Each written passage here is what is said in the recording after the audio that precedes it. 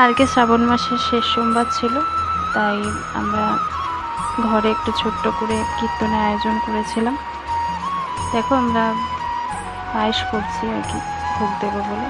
মানে দুধ বসিয়েছি আর মা চালটায় ভালো করে ঘি মাখিয়ে নিচ্ছে।